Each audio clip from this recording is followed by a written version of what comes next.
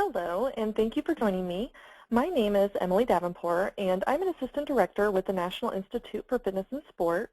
And as part of this brief presentation today, we will discuss 3 examples of wellness initiatives that we have found to improve resident engagement and education in whole person wellness offerings that also have a positive impact on fitness program participation.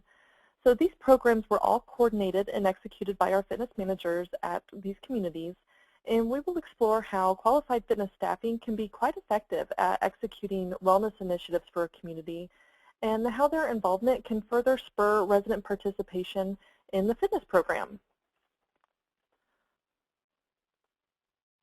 So what we will be covering today includes coordination and implementation of wellness initiatives, 3 examples of successful programs, how to track data and the success of your program, and some other helpful tips for consideration.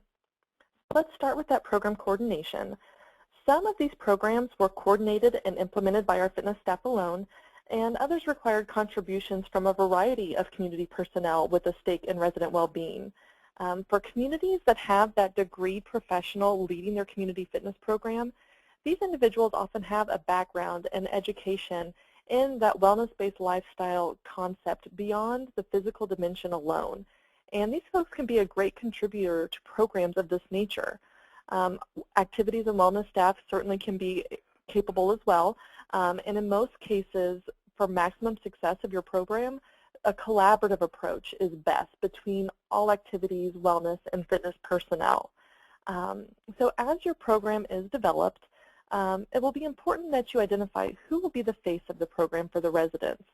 In our case, residents often associate our qualified staff with health and well-being. So it can be a natural extension for the fitness staff to lead the promotion, the data collection, and execution of these types of programs. If that's not the fitness staff at a community, then identify someone who can connect with the residents about the value of that wellness-based lifestyle in a meaningful way. So in terms of program administration, once that concept is developed, consider who has the time and know-how to develop the materials and resources. Think about tracking sheets or promotional flyers, and you'll see some examples of this type of programming materials in the upcoming slides. And think about who will be the spokesperson, if you will, for the program. So who's going to promote it, who's going to keep the residents enthusiastic and interested, and who's going to track participation or other data associated with your program. So let's get started with our first feature. The Wellness Program Open House was developed by our wellness director at a CCRC in Florida as a means of educating residents on what the different dimensions of wellness are and what internal services, programs, and events the community already had available to residents pertaining to each of those dimensions. So this event helped residents identify those services and programs as well as the community personnel who hold a stake in their well-being. And they discovered that this was a very layered and interrelated approach built at their community already in place for them. So with the Wellness Open House, think health fair. There were different tables set up like that health fair feel with different stations for participants to visit that were related to the different dimensions of wellness. And you'll see on this slide here that there are different logos. So there was some branding involved to help residents identify different dimensions of wellness with the logo, and they have since used these logos in their in-house promotion and newsletters for other events and programs since this Wellness Open House. So think kind of that health fair feel, but also think keeping it in-house. Every vendor there was either a staff member of the community or a resident volunteer, highlighting a sampling of the various services and programs already on site representing those different dimensions of wellness. So there were not any outside businesses recruited or outside services featured at the open house. This helped residents see the way the community was structured to support their wellness-based lifestyle, and from there they have used this event as a springboard to further enhance their in-house offerings, but then also help residents recognize external programs and things that they might participate in that are contributing to their whole person wellness and well-being. So as you can imagine, tracking headcount participation at an event of this nature with people coming and going as is common with health fairs, as well as trying to get a sense of resident buy-in to the educational aspect, presented a challenge. So the wellness director, Kathy, implemented this passport to wellness element to see how many residents engaged in the event in its entirety. So the participants had to visit booths related to all 8 dimensions of wellness to essentially use this passport as a punch card. And turning in a completed passport entitled the residents to a free cocktail at the next community happy hour. We found that more residents showed up than the 65 or 64 who took the time to visit every booth.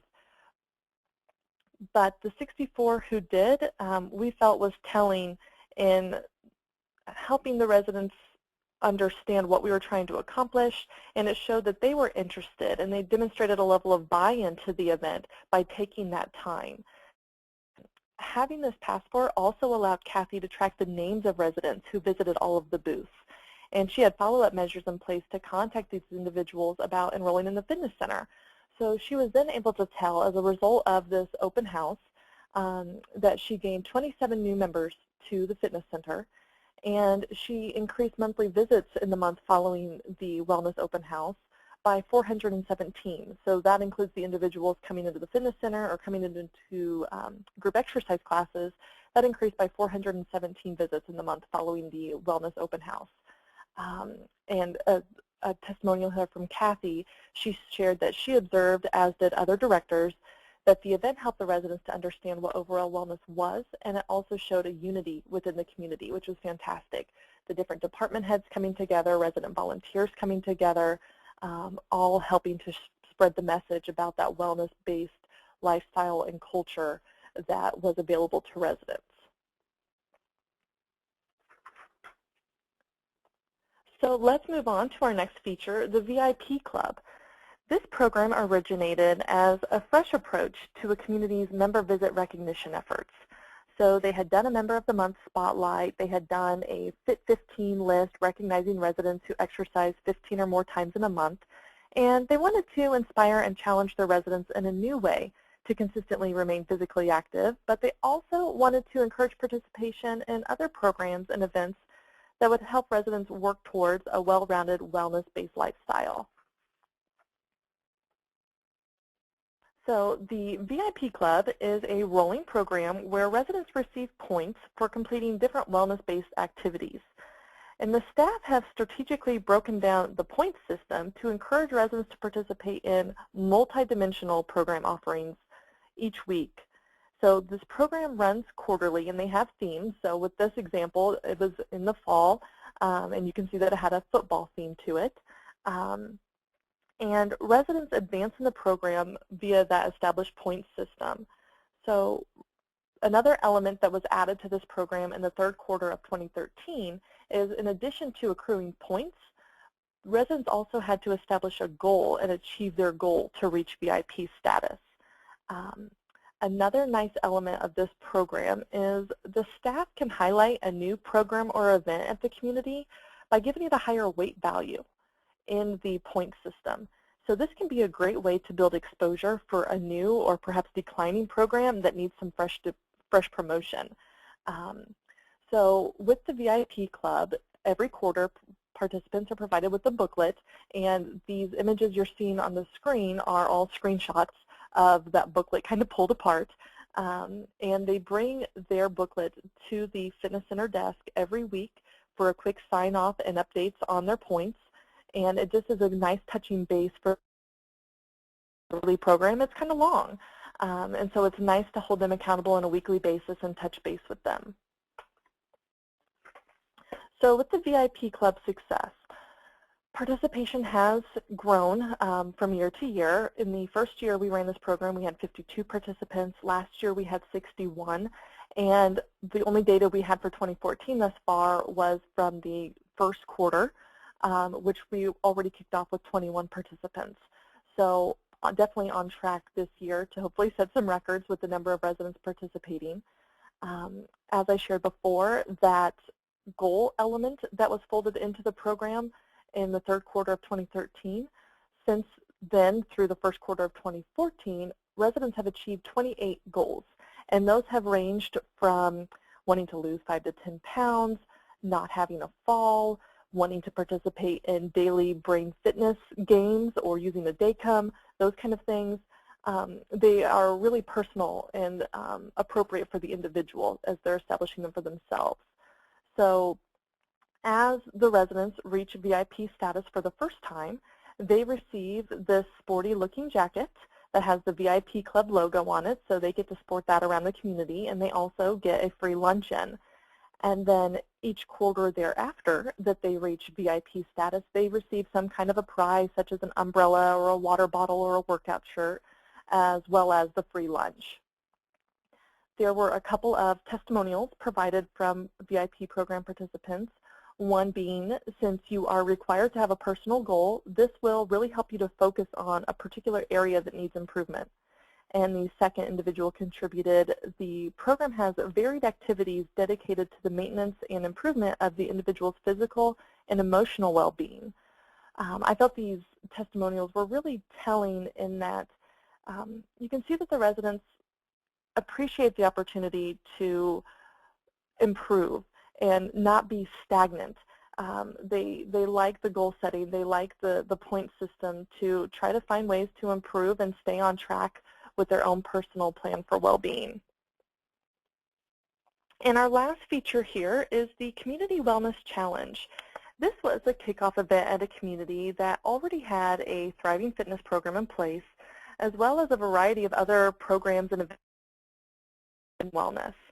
And this program once again served to educate residents on what each dimension of wellness means, how the dimensions are interrelated, as well as provide fresh opportunities each month to engage in activities pertaining to the featured dimension of wellness. So part of the challenge with this community is that it was always the same core group of residents participating in whatever was on the calendar for the month.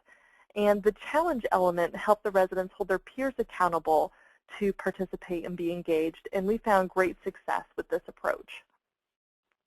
So this was a 7-month initiative where each month residents were educated on the featured dimension of wellness, what it means, what examples of activities were already going on at the community related to that dimension, and then they ramped up programming for that month with additional new takes on programming related to the dimension of wellness. So the challenge element with this program is the residents had a friendly competition where they're building sections, which were corridors. They competed against one another. So residents within each corridor were encouraged to complete just one activity from the featured dimension of the month, and each corridor had a captain that reported their participation. And the winning corridor was announced at the monthly resident roundtable meeting, and they received a special dinner in the dining room that month. There was a traveling trophy that moved about the community that the winning corridor was able to display in their lounge.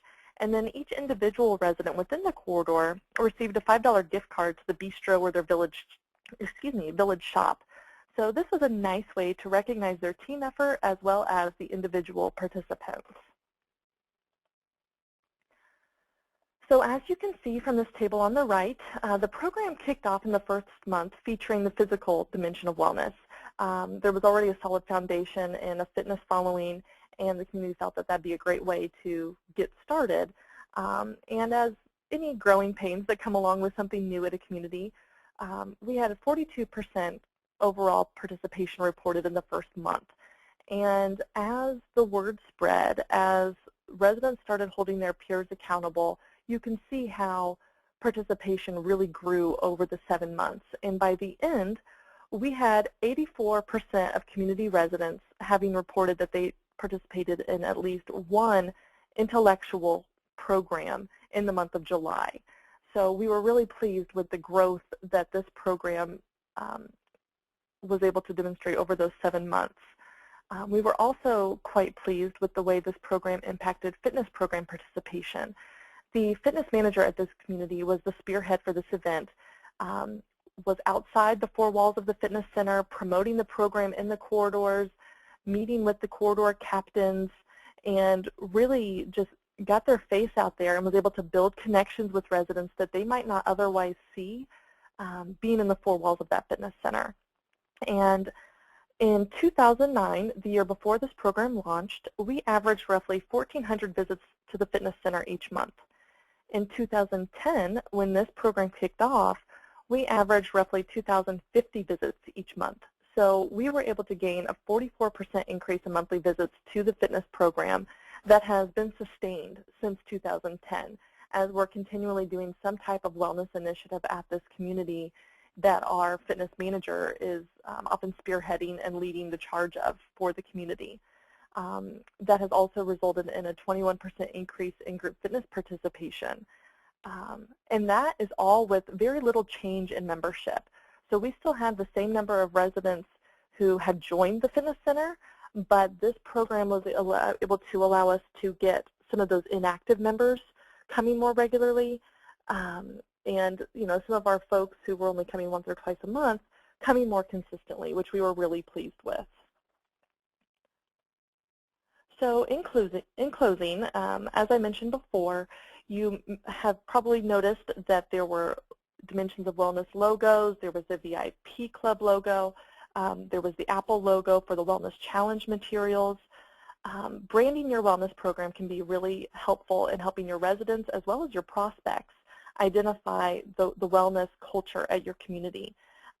There is another educational opportunity on NIFS website that you can participate in called Build a Better Wellness Brand, and it will help you figure out how to tie your wellness culture into your overall brand for improved resident vitality. And on our final slide, I'll have our website that you can visit to sign up for that webinar.